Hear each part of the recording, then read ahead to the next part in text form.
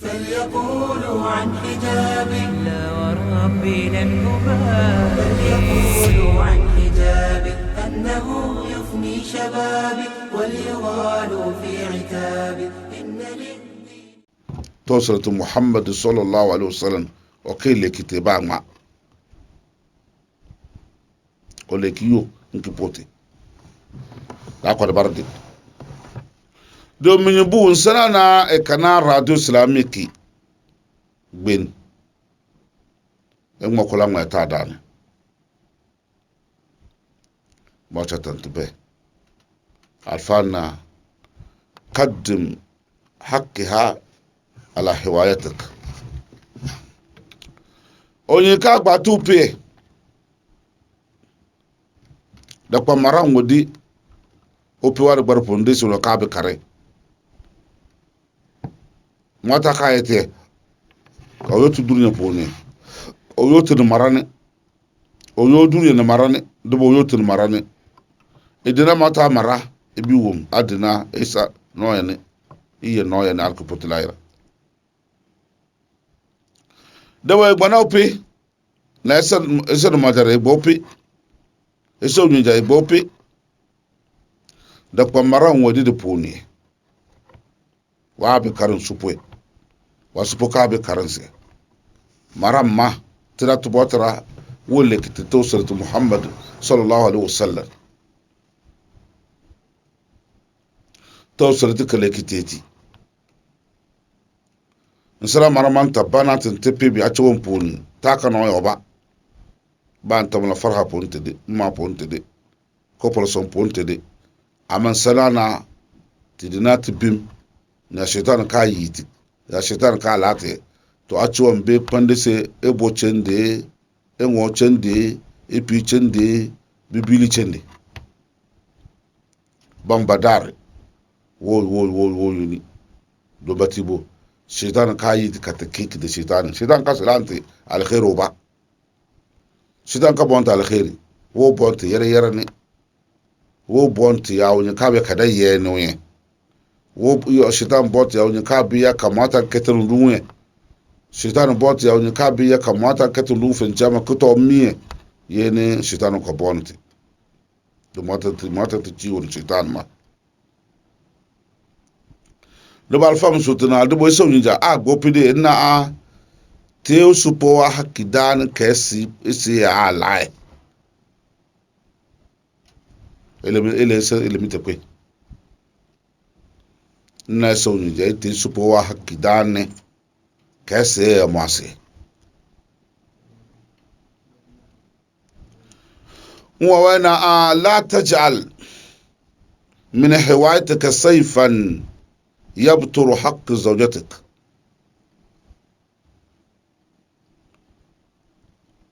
na etagba sowa de lad kasaka lai da kwen kiji ikon supo wa haki wode suwe ba ta kicegate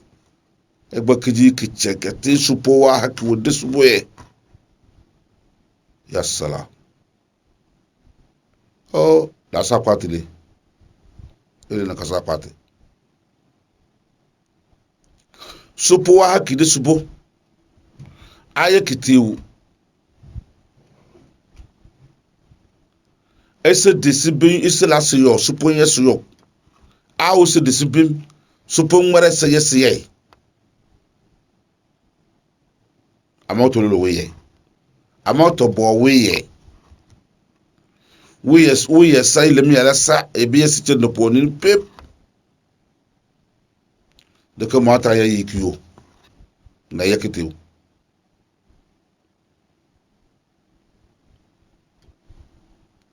ope wa hak wete da bana tumbeja te kite biye den tumata wa hakin ka wete ya kamata tafi biye kite amma dile ma kaileye ya ma luluye en saupe wa haki wani tumbeja bu na tiye kite biye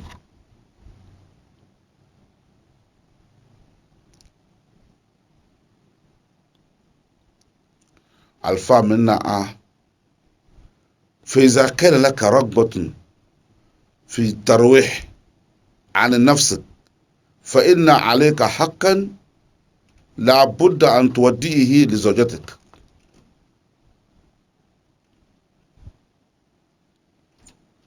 الفا مسوتنا سننا أسوجا إكبكود أوبا إكبد ماتر أوبا إكبد لاروبا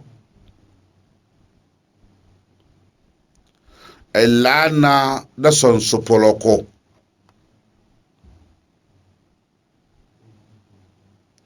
na da ya kamata subu na da yana supu ya kitisi da son sopoloko na saman da biya da ka supu maka pes ayaye ya ska la ne supun ta citu moke o ta yi sufun ba o ta barase ba o ber ngwana dimde la amsaka ngwe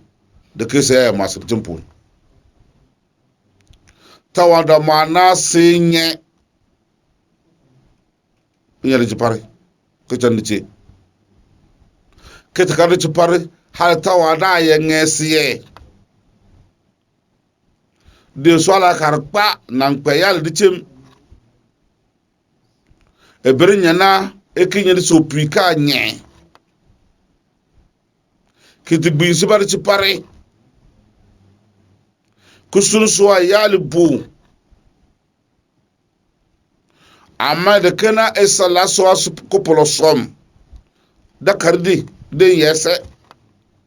de songo so polo ku de anye ka kula ndi chimpon wa be made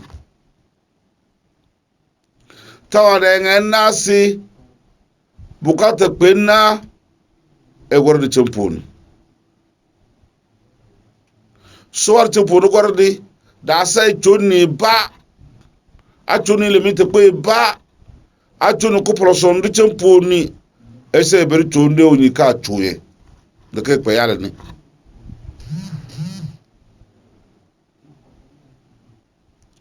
ina sana de na lana na karin supo ya wasa ne an ina masa ne to te supo a kimete ya kamata na etewu ya kala tewu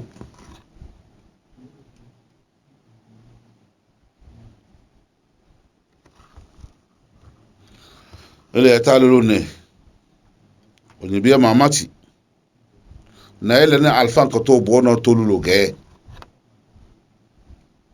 esa na kana radio pon nki gbinam nda se pepe mata na erda e mo ya ma boze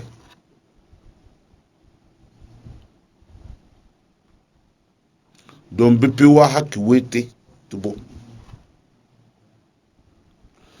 da sakin yake le son to bamban sawa haki da sakite onun wuje isa bamban sawa haki da sakunya ite wuje sawa bamban sawa haki wa haki metede sono wando fe ni yumpu masha Allah tabarakallah yumpu ekan sono wa fawo diari di champuni sono wa fawo diari no ando fe sono wa shawara rubore di champuni da sa upe wa hakini sono kare o janu upe ki ya fawe di larwa fawe da sa upe wa haki wode subwe domin elenu wunyi na we na gbin ya salam elenu kunubu chiga wa te pe oba mata boni se esa wen kepe se sa wa mota se so ina se so po se so nare donc te menu supposed no wa fa we di yare konyen da sa no wen da sa ko chan kun da sa chansin supu ni ya fa we kala chan supun kasini so anyi ka gbe na ide kala so no fa wo pu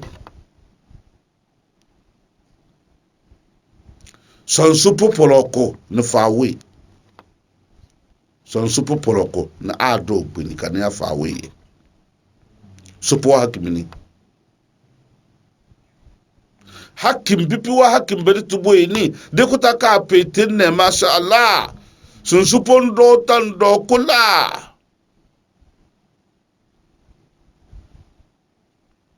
do alafia kifi alafia kilu supon che de be so ngopolo ku yen ku jampo noy ogba swadi ne birma alilo nuye da karo ben poni hal ku jobo ko polosom barisana a ekita ba supodi ekita ba nyoko chep kudilsen kilo supo masal de pan supo bimde ba glasok ba pa bim poni de pan supodi se ojo ba panu nyo pono fosi ekita ba ekita supodi supo haknile wori subo da sa te sonto jimi binyi te sonto jimi onye be nya ku chan kwinde senne ke gba sonto jimi ke ba pa table pa na fo wa pa ni de ko alu nu po alu potinye alu nya alu nu to supo bi gba jima na obe le sonto ma ama wallahi wa bi le sonto de kada mo wa bi le sonto mo abadan to yaw kalam ojojo ayo sonto jimi enye yaw kalam ojojo ayo sonto jimi onye enye wallahi de do resi million na ayo ye de milliard na ayo ye bato pe kala kupo de lare ebino de lare ite wa hakim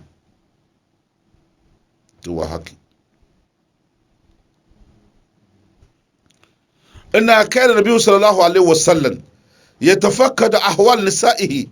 ويتحدث إليهن وينظر في مشاكلهن ولا شغله شاغل عنهن توصلت محمد صلى الله عليه وسلم وسكدوا وصابا بني حالي يدي إلا أنا سبون ينسي wala febena nkpawja wala febena nde ojegben wala febena bejepon oja na sa ojimin te pe chofumba ojeferenta moy ba ojimin ta kwaya mbo ba ojimin ta kete fun awade pe pafumba sebe ande buwa hali sallallahu alaihi wasallam barande buwa hali so po bi misi de lare ke kada chompon salam ke chan tsor tin penar jana warti ma sha Allah tabarakallah to salatu muhammad sallallahu alaihi wasallam ina wade o fi bik boni o wa yalbo o pebu de kana wombe ya de la roi fawi o pebe ande ko pe albo we pebu o ba mba sotuna kota petina a yatafakkad ahwalihinna o pe o fibi ke pe ki jini ke pe bo anka kota petina dia ba mo kadin o wa farande de kana o ya mbe fawe ke pe disi ya ebedina ke bisela no ya bada so gbonu da bada so gbonu be ko won be do bada so gbonu de o fiti ke ya ke pa wa no ya o de nu ki kor kete do ba lon puta ka petina da petina ya da ne dilim atana wa ya da bam nu fililar wa lade filin talata mata ya da bi da mata da bam alal kiyaman fi do bo da ben pana be pide itu boni bubu ina ya bakayetin andabi sallallahu alaihi wasallam no pe war pare ya bakayetin no na ebanya gaw de odile wafte ki no pe bibo so pa ndoni so pa nbale bo bituna so pe bimbe minyibo ede esade etesibe bi wa hakide na agba bepe binya ta na besebna amasiyo ba mo no wa nkafe ni taba dimbe bakaya tabana obedi Dar es Salaam kabana obedi Jida kabana obedi Chamakome kabana obedi Pogaji au bipi bile obedi Pogaji obedi Dar es Salaam au obedi Jida do kuta ka pete ke te kasupo de Jida ya esaude Pogaji kasupo obedi Jida kaide Pogaji le dilem we kai bani kota ka pete al kota to ma efte ke ta kawo de Jida wodi Dar es Salaam ita kawo wodi Chamakoma ita kawo ebe aponu wa bia ka de ne akpo na obu ebe aponu wa de ebe no filon kunye ebe elmi pompo ye de na ya de to padawa ziyara de ya tinka nyina ya sana a onye ka agbana mpi bile bitabna daro nyana o ke gbeni Fatima gbeni na onye Fatima gbeni ati ko bugoro lubo haldare o atur maka foi ya charna o yene wono wate ne yabe na bia obonane yene ya o na ya nkpagwe mata kaya bebe bija bebe beke kwara yoba bi de pe bonne da yina ope agwan wa de kepe odama na okte ka oke wa lafia onwuna na ototodo oke to mibeke de kana ikasaija yise po gbata ye ne hal bi pi fete kiya ban biyo bi chemponi na bako bi chemponi ne oja kede ono wa turponi wala na onye to no ambo yisa to pagatene la yisa to pagatene hal chil koropole do de wa de na ono de turbune de watla na oko ucha oyo yon to ambo alo ka okudi pon na okudi ni subhanallah meki batubo na wo money bu obi ko no bon kudini ya salam ya kasaija ama bija beba lelen da sale le mi len da sade mi to bidira be pe body debo wa uno ka le money wa ko tar biro no wa mambo lele albito da no da kudini debo bozu bo swara pa ndokola edelibo ne ba di fa la fa da pa nkujo pa do wa pa wa kote pone not oyo to not jetlebo yisa tikpa gatini yipa adini poni yisa ipo ngala yeni botubo suyo to ka kwanse bere anyuni na umba do kudi poni ko na bedajun abere abe na kuyanti logo no kuyanti owa we poni ta wa boy la chare supo na sinara mbinya no wa ka kira pasi de ke pa kuyanti kuyanti logo nta kuyanti logo nta magbani kuyanti chote kuyanti wa mse kuyanti wa kukumatinyi baye boni se ja kanada sigbeni esakala na opeje tefumba esakala na oyere sonto fawe belto wana okoku dipoli la bidato salatu Muhammad sallallahu alaihi wasallam ya isa wa karatu islamic kigbi ije mweje kula mwe tuwa wata bin na dini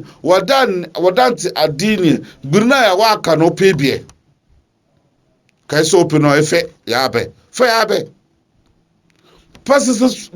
c'était sorti ogbo so ntobo ba no ko ogbeni ogbo obo pa sorti okobo no kudi ponu no ya fawe wala rasala leni tayus tara so marali so marakpa ya ska la sa sitin te so wa haki da to wa haki wa tar kululu ne wina bi ngo kula ngwe na sice uti so haki o de sigwin uti so haki de matar uti oke wa haki mfawo poni de to sirtu muhammad sallallahu alaihi wasallam wa jino pibu e ko ebwa nka ngabake no yo bedina no ba ofitekele no ema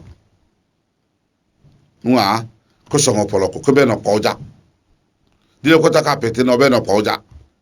bakuta ka pete ne alun alkujobo opembe na oje yomi o anka make pawe ni kechane oja chansu pombe na di chansu pombe na sau jala tasbayere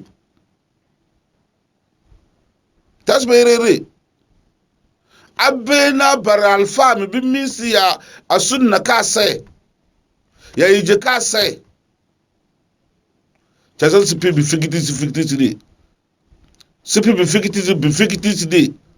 afitra bi pi bi lawar bare gbokolo esana kejai na esa kejai gbokolo ama tagbo bile na be wona bi go bile bitabna de kana bisipi bas kiyas yere si subhanallah annabi sallallahu alaihi wasallam jiro pibu ke pebwa halo pumbake ke kwandi le kota ka pete elende no elende eleme popo elenda eleme bifitiki yase ya salam tujina na Aisha radhiyallahu anha wana annabi sallallahu alaihi wasallam ka karambiye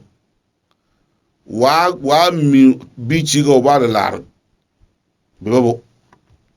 wa gete wa mi wa labaki min na wono wa da larun pun kwata wa da lare ay waide la yufaddal ba'duna ala ba'd fi al-qasam eka wa mi ope ka ka de bisabo wani amma ba wa fita kile dilar kimin na wono nto so ma la pa de kere bi pikota be waide de ko wa selasi de ude mata wa chini wa muli bo arkaponi har be ke na wa lawo ya ka wa yawo wa lawo do puti aka wa yawo na aka wa tutu karubu na kele aka wa ya na aka wa do no kitiwe aka wa puwa jimie aka wa lulunde aka wa yidi chopone o mba yidi woyi ayede amansa isa munubu sar chopone ka pige ale de ande basu na aka da pige aka ala be da karan se pebe ka du chukpan e bochende de kwana bochende asibiri ya karupe ne samanya kabo ilemi nkise chan kisi led kimi led lar kimi de obabo sabu so bile ele lar kimi woke e ka de woke kwano ndo ko do temponi wakati sa mo bane we bi kidi we kake o man so nyini be mo matane sinta baro kadane do mata bi takyuri to mata ka takyuri nda kwa no ndi chen kwani kiki mi ba tamona ki gboti ki ya ba afa di che gboti o janna mpi ba kaya ni bitu kwano ni de kesen sanoela ci sanoela sun ka be abe jere di ce sun par di ci kuto nda kwano ta pe sun ka be abe ba sicindi dode ali min na wono na alaka pobi na bede to sicin da kwani mi warce e bo warce babara pamamni le to pamami to ko male pata ma bi bikira tire mo su gbonna nyane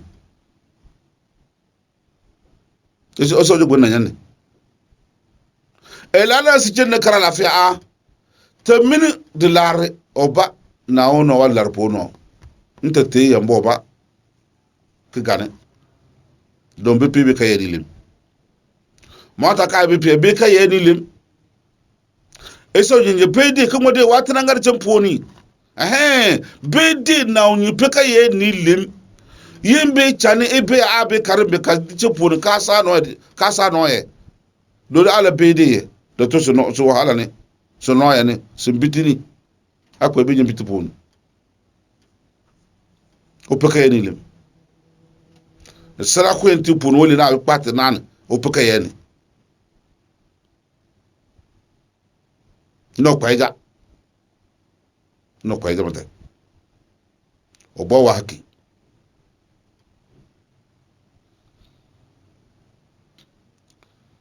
وكان يطوف علينا جميعا كل يوم فيدنو من كل امرأة من غير مصيص حتى يبلغ التي هو يومها فيبيت عندها يا نانا كاويني تينا ناشا ina kuta fitina o ya tawafu le o ya tawafu wa bipichiga o kwa kenyani le o jiri ko tabo le o jiri ko tabo o ya tawafu bipi bo makota cher kuta fitina o nyinana o konne o nyinana o konne o nyinana o konne hale de da fu wa gbonu wa biye wa gbonu wa be langae ama wa jele da sawa konne otutu jeni ocho waji tu yogute boje oya ya baba ai imba we min ghair masis waje da sana wa chuno ya ziare o pe pikudi obo o pe pikudi ana sene aya ni dia teme baka ya obuto chafu awadi fu awadi kuto chanawi Allahu akbar da ka wi bo bukata na to wa haki wa gun wa de bo bukata na to wa haki le oye wa te wa haki no to nya kucho obogbeni nkete en libo tera bo pikudi ai tede tera tede fa ilam tadilu fawahida isan na afitina ke na dinin cibile ciga bita ciga bina ciga de purbo kololi kai tiselem purbo kolo kai tiselem afiti ke dinin ci bosi na yabi ziyara ne kikpa na ilen de dilim no ya olende ilen supo kala dilim o nyu pe ba lo kota petra la ka o chani da sana trase be pe kala bi chelem chebi ko poti se be kala de telasene de bo poti se ne abidibe wa agorani abali wa agorani abata wa agorani abana wa agorani abamu wa agorani o toti jematani o de se telasene mbe kan me de ko bichelen daki o danga dana o meta dana na oda de danga wadana odam da kigmare be wa man de ko fo odam da kigmare o ijeman be ma to elentele lo bi poni o ni jam poti se ke chano po di be abia le abia na giab tawil o de ko pe so ku di pondi kota mona so ku di pondi ke pe ago ana o pe ago ana o to ko farni mo poni te wala te ko farni mo poni de ba ko lolu ne o lu mo tada nyo ay le man nyo ba pa ke kiti yedi ma de ko pe me ile man da nyo mota ti ci de mi pe ni telefoni o ke ci ni bi pe telefoni la do wa bo telefoni wa wi ka o bo lu ni telefoni poni ala o ko lo yibi o pe ba o e bu telefoni ba telefoni ki to yi telefoni ki ba telefoni da pingi o penji fem ki pingi o penji fem fala yibi o pe ba o kai yo yiso pe ba ay ka so pe o pe ma ba tani ku won ku bon se kira ka su na igbo ku tu libo bo ma se gbon pi bi ko to ni gbedi o pe da za po no ba te wa haki kichiru no telefone na ji yamo ebe ya obi yo po yo ba adam sallallahu alaihi jini o pi bi bo a the way to open o ka o chela na a ndana na pas dele to po ni fi alafia bia ni arkam ni a to wona na pase kampote a nya ni to nu wona pe da pa no alafia a to man to ba alafia ya o pe gbara na o so o fite ke na o makite o poni de ka sara mo de ko kwa ogbeni a wa pa alafia ni mbela lampe chulo ko tani ana na to de fi to ticho de ko kwa ogbole o chulo ko tala chogbo sipo ko chulo ko ta o wa kide subula gbo ku to lokta beto pa wa lafia wa gona de wi ne mo o ba na se chori ai mpebila na mpeka ngane la ni minyina me na am ko le na de fi gbo ku pa moto bo na to lor pote o to pa bokata suponi o wa kide subo ta subhanallah yin ta adini ni ta can su fudu kudi pundi kiro la karun fi o la to lokta da bena manja wa bi moto jimi ko gbeni e beta beno de bena de na wono cheni ndelibo na di ada so wa ko ngbe mbiyele o ko ngbe mbiyele mu to gbon odeni ni le ne de bena ile da o na cheni pune de bena de na sinuncho amanna odoni mu to gbon de bo de kana opidi ki yalam la to ma di ko la mala asiri le makasani ele makasade ni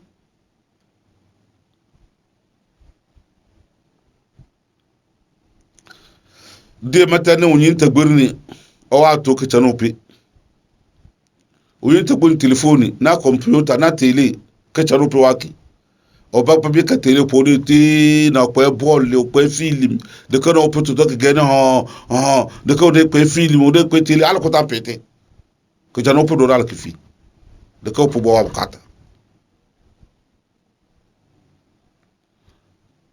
bipi bete opo ba sululu na weche gbini computer ni no wa biro arto de batami halwe da suna okata poja yidira se pochiga yikaya atengi supo wa haki kicho gbin suba ntile de pare telefone net pon wa lebi computer na to open poda na kwana la ko kenyana la yana hey afa ele mesele mi to kwenle tagbirini computer kachan supo haki tagbirini telefone ponwa to de pare kachan supo haki tagbirini tele kachan supo haki imboss da kaddim haka ala hiwayatak na ya konkar kice supo haki dan kaya ya biye ye supo haki supo boss abukata ba se ka tele po e kana match na kutura bi fina ni pe ko fuma ke pete match tele ke pe pa fuma na France ni Italy la ba dilem ere kaza e se kitele libo e ka tele po e pe bi fina na Amerique ne to le momene bla ba match dilem hey e ke te pete ke ko de kala supo dok yelem yede a chompo nene oba bi ko telefone poni koko na ben pa telefone na de bere koko kinye data wat pe lo no manja o pe ka te fawo manja ko ta pe onu po ka te fawo biya di tabata di alkara ko buyu ku yungu bi njime de ma wono problemi o po ba ya mi chiche o ku yo wa we na wala hejimi wo wala wona wala hejimi wawa bi da wona la wona opo back to Africa bolema ama biyu bakot wontu po trente poni ke korbon nit poni to bi fiti ke yuajim na wa bobo ona ngana jim o matematemi na bidan ko yo o ra gbon po afa ke tano putu uto timoni ke tana ngajim na o putu uto fuluz ke tana ngajim ajin tutuma hala jin nga wabidan la wabidan ona la ajin mato wa ya fuluz nda pe wa ko juna ji ko tonra na ko na ngana le wona na jin na ai na be na be wona na tedi ajin na bi de yungu sin to asa pana bi ka ya de bi ka te gumi pepe bi kana bi min de tili puti fun puni computer puni na bimbe computer bin sana wakati gino po akiba o do pakati pa fawe sede ta mo ga bana ona roge ta mo ga bana ona roge yiseja wana yiseja do inin tamana ya ta so ta dile sana qaddim haqqha ala hiwayatak te supo wa haki wa ya kamata dan ka ya ka alai ya ta dan dili ne o pi haki wete ta chano pe chumpu ne se ndoi do ka bokata ba ko bokata nsubi te wa bokata ba wa nsubi ka se alai ya ta ba elen to fa o ka bi yori do to do toa alfa kumala yolo mata yo alafia mata yo alafia mata logo no warto poni tran ko to nyuma ko albarka to memete alfa mata bada kala mate ka ya fa wo pompom ya mata njal barka ba mo poni mata ikora o jin ise wa kabadu kunwe bo yale mata kwabe njal barka kabwa sana poni mata njal barka inshallah de kera to alfa mata ba karle ko potlar mata ba gafara tme to abi pi bo potlar mata ba gafara mata bona bona te obati o khacha to ar pung pona la khair yatamana lemni to afa o ke yure to afa o nyanni to afa o nyanni markaz ibn taymiya radu islamique kin to afa o nyanni ما وكان بيقول كله مثلا الفا مال جبريل قلمه ان شاء الله دو يتمانا ما تنردا لما فاو كبيوري ndo ba mon fo mai do de kena wala nana o kon to boni ke to fawe no barete no lulu ba no do alfa min inshallah zado inshallah والسلام عليكم ورحمة الله وبركاته وآخر دعوانا الحمد لله رب العالمين.